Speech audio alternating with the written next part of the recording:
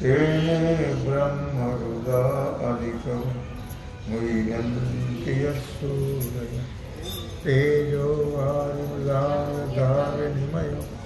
यत्र त्रिसर्गो विषं धाम्ना स्वेन सदा निरस्तकुहकं सत्यं परं धीमहि सत्यं परं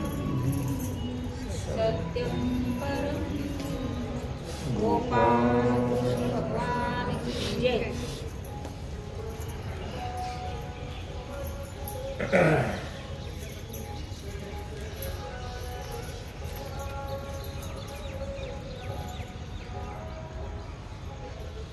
सांडोनी आपुला आढळ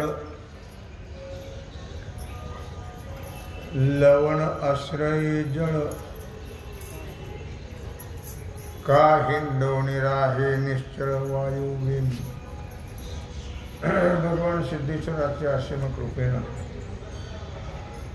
श्री रुक्मिणी पांडुरंगाच्या चरणाजवळ बसून श्री सद्गुरु ज्ञानेश्वर महाराज, श्री जगद्गुरु तुकाराम महाराज, श्री संत एकनाथ महाराज यांच्या चरण सानिध्यामध्ये आपण सर्वजण मिळून महान ग्रंथराज ज्ञानेश्वरीच्या 18व्या अध्यायाच्या 1250 ओळीचा आपण विचार करतो आहोत। विषय आहे ज्ञानी महात्मा म्हणजे क्रमयोगी। सांडोनी आपला आढळ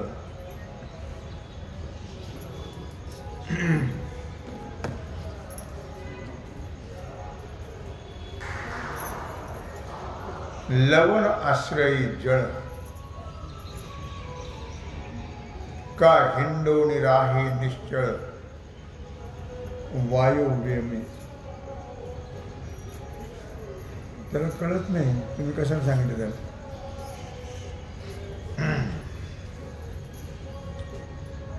सांडोनी आपुला आढळ ते तिकडे गेलं पाहायला, ते बसले लोक तिकडे बसतात तेव्हा आपला जो कठीणपणाचा जो प्रतिबंध आहे ते टाकल्याशिवाय मीठ हे पाणी रूप होत नाही। जर त्या मिठाने आपला कठीणपणा सोडला तरच ते पाणी रूप होऊन जाईल, कारण त्याचं मूळ स्वरूप पाणी आहे मिठाचं। नोहे सारिता निराळे लवण मेळविता जळे।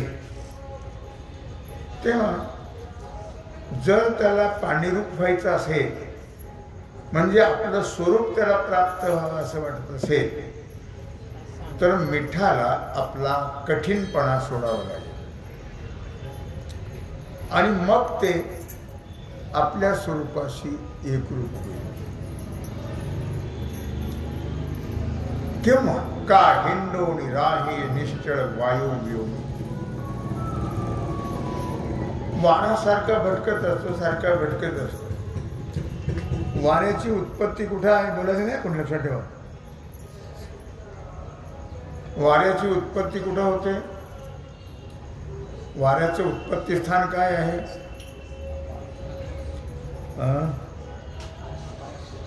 काय म्हटलं? आकाश। महत्त्वापासून आकाश, आकाशापासून वारा, वाऱ्यापासून अग्नी, अग्नीपासून पाणी, पाण्यापासून पृथ्वी। लय होताना सुद्धा पृथ्वीचा लय पाण्यात होतो, पाण्याचा लय अग्नीत होतो, अग्नीचा लय वायू मध्ये होतो, वायूचा लय आकाशात होतो आणि आकाशाचा लय महत्त्वामध्ये होतो। म्हणून या ठिकाणी म्हटलेलं आहे का हिंडोनी राहे निश्चळ वायू व्योमी।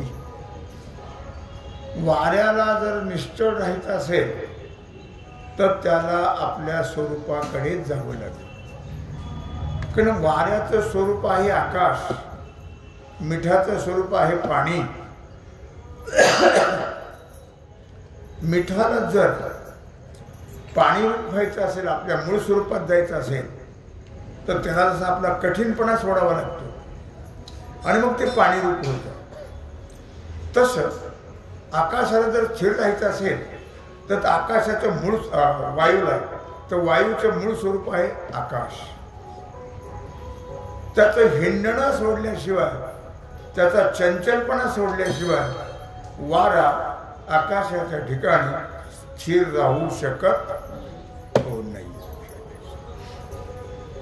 दोन दृष्टांत द्यायचं. तैसा बुद्धी वाचा काय, या दोन उदाहरणाप्रमाणे. जो माती आश्रयोनी ठाय, तो निषिद्धेही विपायी कर्मे करू. त्याप्रमाणे आपलं स्वरूप काय आहे? काय आहे? आपण कोण आहोत? आपण आत्मा. आपण देह नाही. जीव सुद्धा आभास आहे. जीवाला आपण म्हणतो माझा जीव, माझा जीव. का मी जीव? माझा जीव. जीव मी नाही आहे, जीव आभास आहे. व्यापक परमात्म्याचं प्रतिबिंब, व्यापक परमात्मा आहे आणि अंतःकरणाने त्या व्यापक परमात्म्याचा जेवढा भाग व्यापलाय तेवढ्या भागाला नाव आहे कुटस्थ साक्षी आत्मा. नाव आहे त्याला, एकच आहे ते, पण त्याला कुटस्थ म्हणतात, साक्षी म्हणतात, आत्मा म्हणतात. आणि त्याचं पडलेलं जे प्रतिबिंब आहे अंतःकरणामध्ये त्याला म्हणतात जीव. तो आहे आभास. विचारसागर कळल्याशिवाय हे कळत नाही या गोष्टी. आणि विचारसागर चांगला कळला तरच ज्ञानेश्वरी कळते, नाही तर कळत नाही ज्ञानेश्वरी. म्हणून विचारसागरामध्ये हा भाग आलेला आहे की अंतःकरणाने जेवढा व्यापक चैतन्याचा भाग व्यापलेला आहे तेवढ्या भागाला कुटस्थ साक्षी आत्मा म्हणतात. आणि त्याचं जे पडलेलं प्रतिबिंब आहे अंतःकरणामध्ये, अंतःकरण आरशासारखं स्वच्छ आहे, कारण सात्विक अंतःकरण आहे, सात्विक गुणापासून झालेलं. मग त्याच्यात पडलेलं जे प्रतिबिंब आहे त्याला म्हणतात आभास. आणि त्याला आम्ही काय म्हणतो? जीव. जीव कोण आहे? आभास. लक्षात. मग तैसा बुद्धी वाचा काय, आपण जीव नाही, आपण आत्मा. मी तो स्वय आत्मा, मी तो स्वय परब्रह्म. परब्रह्म, आत्मा, परमात्मा, देव, भगवान, पांडुरंग, हरी, विठ्ठल, शिव सगळे एकच आहेत.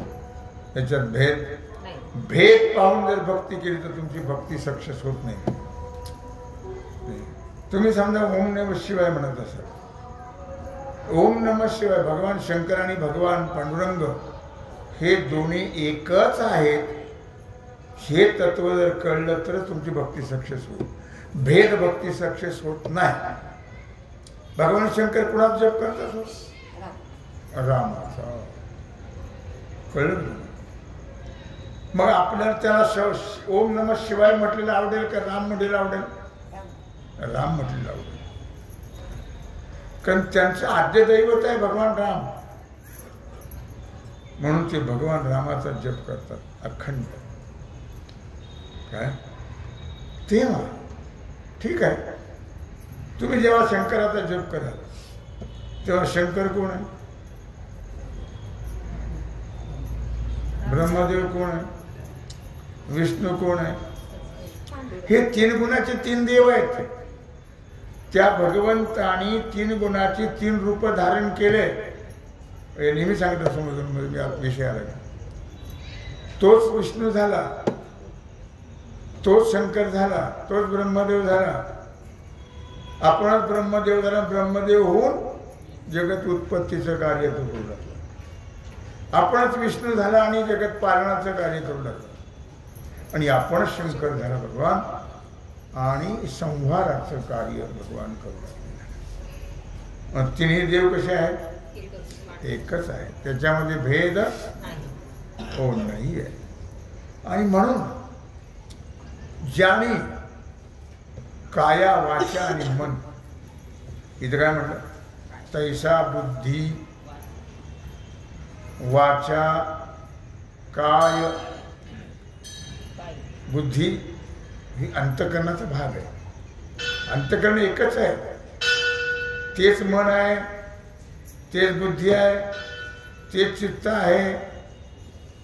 त्याला आम्ही काम म्हणतो. मग असे वेगळे वेगळे नावं का दिले त्याला? तर कामं वेगळे वेगळे, पण कामं वेगळे वेगळे दिले त्याला. काय काम वेगळी वेगळी, बुद्धी निश्चय करते म्हणून बुद्धी म्हणत त्याला, भागतोच. चिंतन करते म्हणून चित्त, आणि मनन करते म्हणून मन. पण तिन्ही जसे देव एकच आहेत, तसे हे तिन्ही अंतःकरणाचेच भाग आहेत, नव्हे अंतःकरणच आहे. म्हणून ज्याने काया वाचा मने झाला विष्णुदास, काया वाचा मने झाला विष्णुदास, काम क्रोध त्यास बाधिती ना. म्हणून जो कायेन, काय म्हणजे शरीर, वाचा म्हणजे वाणी, आणि अंतःकरण म्हणजे बुद्धी, या तिन्ही नाही काय जो मज होय अनन्य शरण, त्याचे निवारिणी जन्म मरण. मग कसा शरण जायचं? कायेनं जायचं, वाचेनं जायचं, बुद्धीनं म्हणजे मनानेही जायचं, भगवंताला शरण जायचं. सर्व भावाने भगवंताला, याला सर्व भाव म्हणतात. या सर्व भावाने शरण गेलं म्हणजे ते भगवानच होतात. बुद्धीनं निश्चय करायचा तो परमात्म्याचाच, मनाने मनन करायचं तो परमात्म्याचाच, चित्ताने चिंतन करायचं ते परमात्म्याचाच. अशा प्रकारे जे भगवत चिंतन करतात, भगवंताचा आश्रय घेतात, तो निषद्देही विपाये कर्मे करो. मग कदाचित त्याच्याकडून जरी निषिद्ध कर्म घडला, काय जरी त्याच्याकडून एखाद्या वेळी निषिद्ध कर्म न कळत घडलं, तरी काय होईल ते? परी गंगेच्या संबंधी. बघा कसं सुंदर सांगितलं. बिदिया आणि महानदी ऐक्य तेवी माझ्या बोधे, शुभाशुभाशी. काय म्हटलं? परी गंगेचे संबंधी, काया वाचा मनाने तो भगवंताचा आश्रय त्याने घेतला, आणि त्याच्याकडून जरी निषिद्ध कर्म घडलं, करत नाही तो, पण जरी एखाद्या वेळी चुकून निषिद्ध कर्म घडलं, तरी काय होतं मग? जसं गंगेच्या संबंधी बिदी आणि महानिधी ऐक्यातेवी माझ्या बोधी शुभाशुभाश. गावातलं पाणी जातं, शिनेचं पाणी जातं. अरे शिनेचं पाणी काय असतं? गटार गंगा. ते गटराचं पाणी गेलं काय, गावातलं गेलं काय, गावा मागील ओहळ गंगान म्हणे अमंगळ. काय कुठलंही पाणी जरी नदीचं गेलं काय, शिना नदी म्हणतो की नाही, शिनेचं गेलं काय, गावातलं गेलं काय, आणखी कुठलं गेलं काय, तर ती गंगा रूप होतं. लक्षात. चांगलं आहे का पाणी? नाही. तरी पण तू घाण पलीकडे अशी म्हणते गंगा? नाही म्हणत. ती मिळून मिळतच असे, त्यात मिळून मिळतच राहते. गंगा कधीही तू ओढा आहेस, तू नाला आहेस, तू गटार आहेस असं कधी म्हणत नाही. लक्षात ठेवा. काय त्याप्रमाणे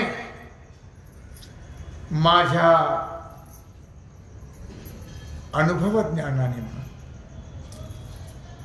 जरी मात्र अनुभव ज्ञान आलं पाहिजे. कारण अनुभवाशिवाय महत्व नाही. काय अनुभवाने परमात्मा कळतो. अनुभवात परमात्मा दिसत नाही. दिसले जर तुमची तेवढी भक्ती असेल. जनाबाईच्या बरोबर जाऊ लागलं नाही का, कांडू लागलं नाही का, चौकबाजी ढोरेवडी नाही का, तोच आहे परब्रह्मलिंगम भजे पांडुरंगम. तो परब्रह्म परमात्मा आहे, निर्गुण निराकार आहे. पण भक्ताच्या भक्तीनं तो सगुण साकार बनल्या. तुम्ही भक्ती करा, तुमच्या घरची कामं करायला येईल तो. काय नाहीतरी कोण करतं आपली कामं? कोण करतं? चाले हे शरीर कोणाची आसक्ती, कोण बोलावी ते हरी विण. काय चाले हे शरीर कोणाची आसक्ती? आपण खातो पितो राहतो जातो येतो बोलतो जात झोपतो उठतो कशामुळं? परमात्म्यामुळे. लक्षात ठेवा ही सर्व सत्ता कोणाची आहे? परमात्म्याची आहे. लक्षात ठेवा. म्हणून ज्याप्रमाणे सगळं पाणी गंगारूप होऊन जातं. गंगा कुठल्याही पाण्याला बाजूला सर म्हणत नाही. कुठल्याही पाण्याचा ती कंटाळा करत नाही किंवा तिला कधी त्याचा वीट येत नाही. कळलं का तुम्हाला? कुणाला? गंगेला.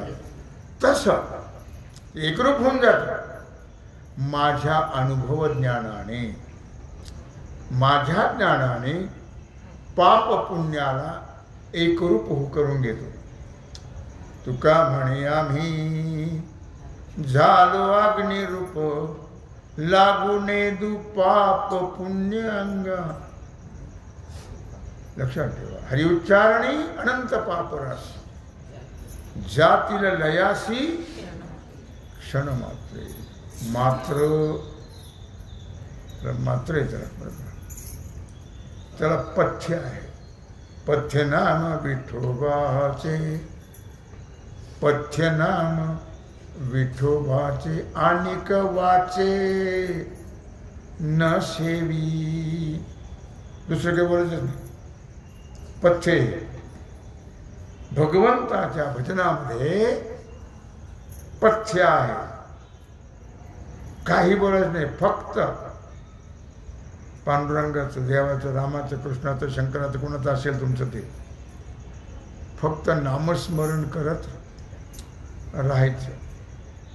मग सगळं पाप पुण्य समाप्त होत, नष्ट होत. हरिउच्चारणी अनंत पापरास, जातील लयासी. पर्वतासारखं पाप असेल तर नष्ट होत. भगवंताच्या नामाने एक तत्व, त्याची एक माळ, याची एक माळ, त्याची एक माळ, त्याची एक माळ, तसलं नाही. एक बाई आली माझ्याकडे. मी खंडोबाची एक माळ करते, भैरवाची एक माळ करते, शंकराची एक माळ करते, मुंजाबाची एक माळ करते. म्हणलं माळच घालू नको तू, उठ. याच भाषेत म्हणलं. मी म्हणाल त्याप्रमाणे केलं तरच माळ घालण्यात घालू नको. एक तत्व नाम दृढधरी म्हणा, मग हरीशी करुणा येईल तुझी. त्याला बोलव, त्याला बोलव, त्याचं नाव घे, त्याचं नाव घे, काहीच होणार नाही. मग कोणीच येणार नाही. काय? म्हणून भक्ती व्यभिचारी नको, अव्यभिचारी भक्ती पाहिजे. सर्व भावे लोभ्या आवडे धन. लोभ्याला काय आवडतं? आम्हा नारायण तैशा परे. लोभ्याला धन आवडतं. भागवतात कथा आहे कदरीची. त्याला काय आवडायचं? धन धन धन धन धन. दुसरं काही आवडत? तसा भगवान आवडला पाहिजे. लक्षात ठेवा. मग पाप पुण्य राहत ओ नाही आहे अनंत पाप राशी पाप राशी जातील लयासी क्षणमात्रे. आणखी दृष्टांत दिला का बावणे आणि धुरे हा निवाडू तवची सरे जवन घेपती वैश्वानरे कवळूनी दोन्ही. काय म्हटलं का बावणे आणि धुरे हा निवाडू तवची सरे. केव्हा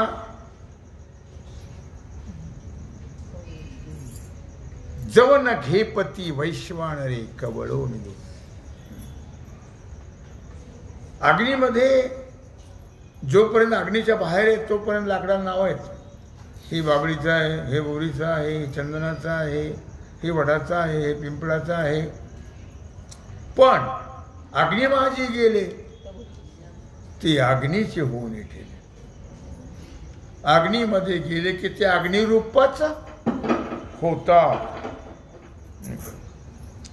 म्हणून एवढा जरी एवढा पापी होता का कोण किती पाप केलं त्याने पाठीवर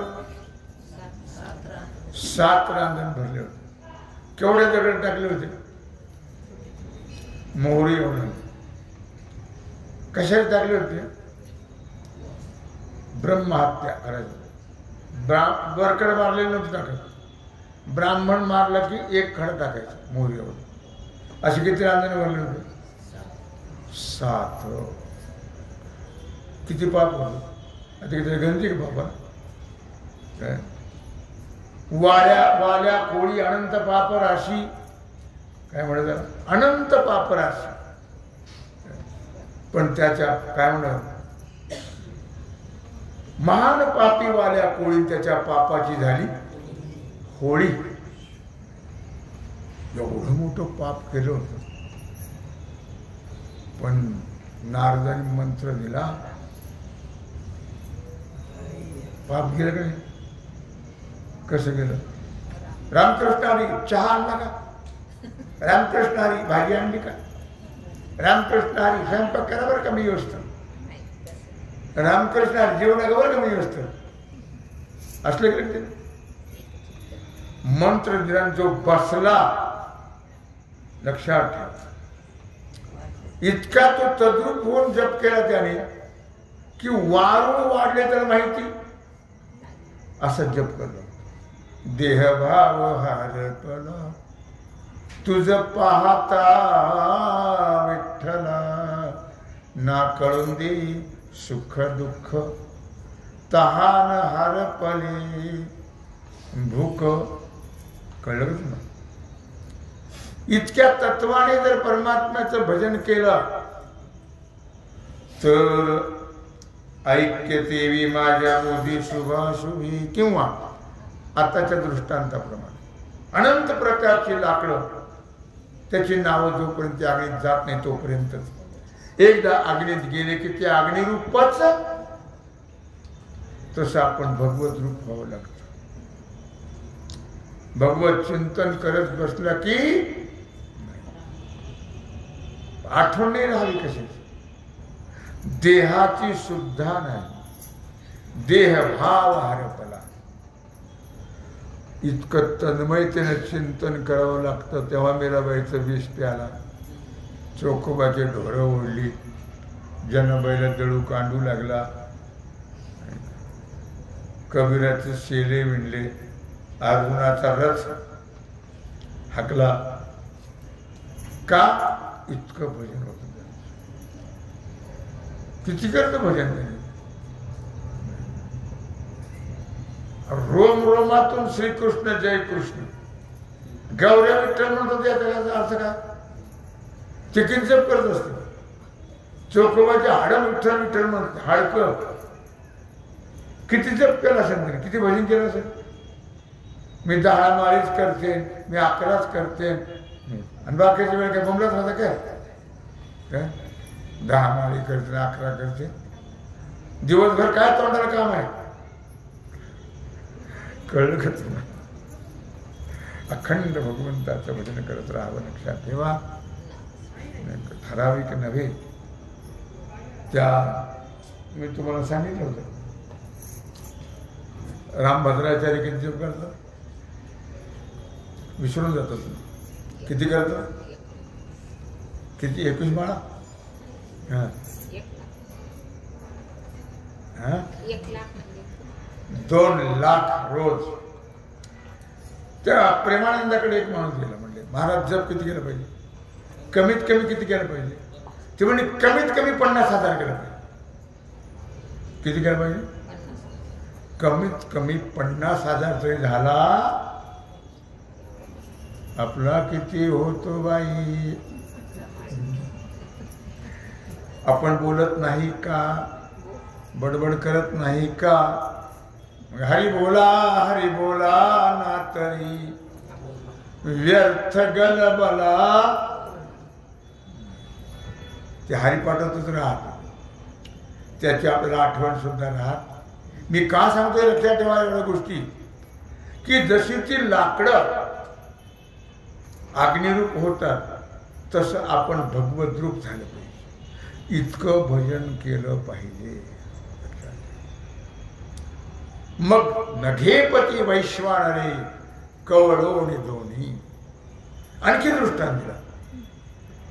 नाना पाचिके आणि सोळे हे सोनया तवची आळे.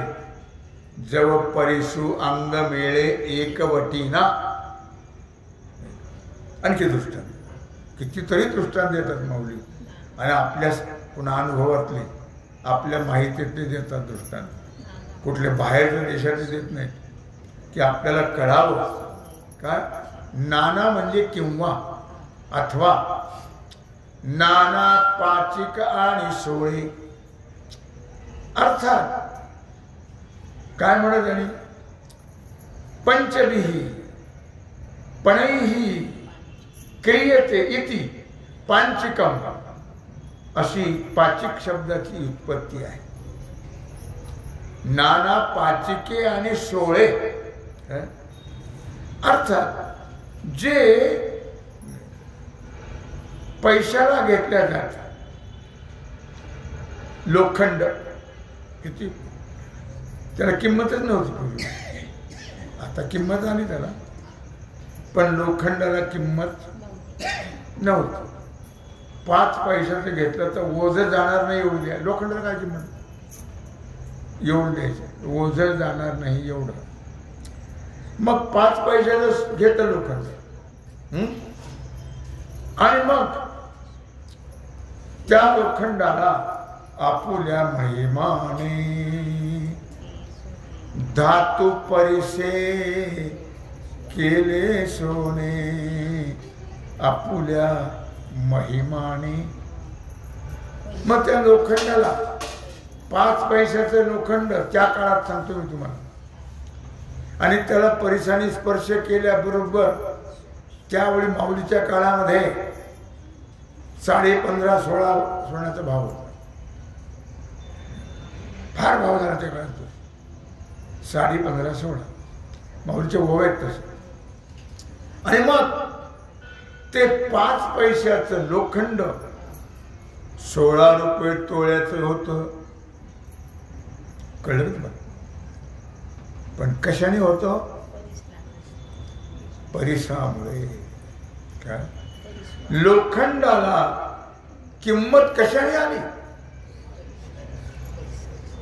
परिसाला मिळाल्यामुळे. काय?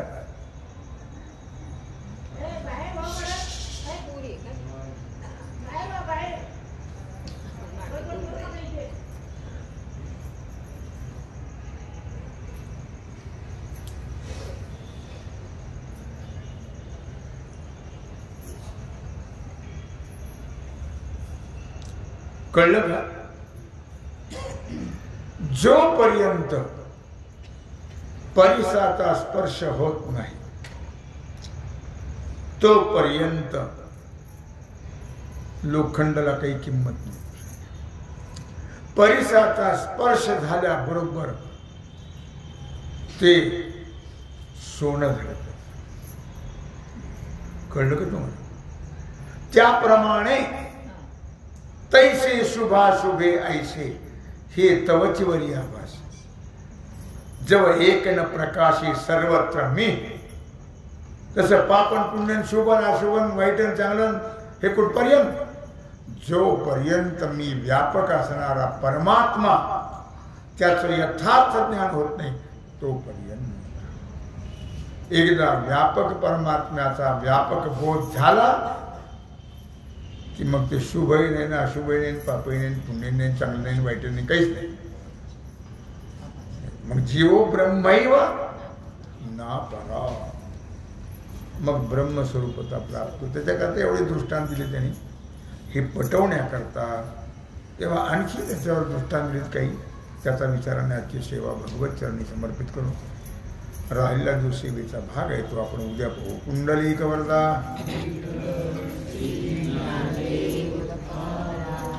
ओम नमः पार्वतीपते हर हर महादेव. माता विश्वात्मके एने